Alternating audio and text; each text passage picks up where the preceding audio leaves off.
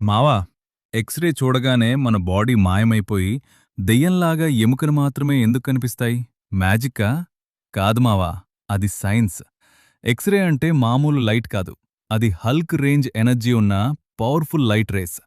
ఈ రేస్‌కి మన చర్మం, కండరాలు ఒక గ్లాస్ విండో లాంటివి. వాటిని ఈజీగా దూసుకెళ్ళిపోతాయి.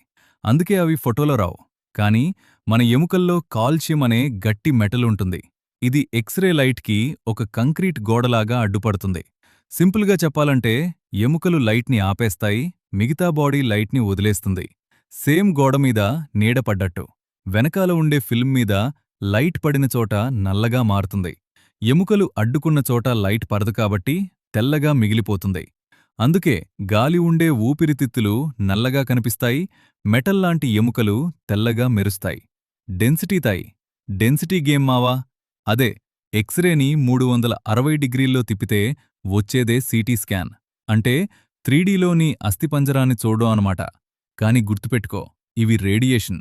ఎక్కువసార్లు తీయించుకుంటే నీ డీఎన్ఏలో డాన్స్ ప్రోగ్రామ్ స్టార్టవుద్ది. జాగ్రత్త. సో ఎక్స్‌రే అంటే నీ బాడీ తీసే సెల్ఫీ కాదు, నీ ఎముకల షాడో. నచ్చితే లైక్ కొట్టి సబ్స్క్రైబ్ చేసుకో మావా.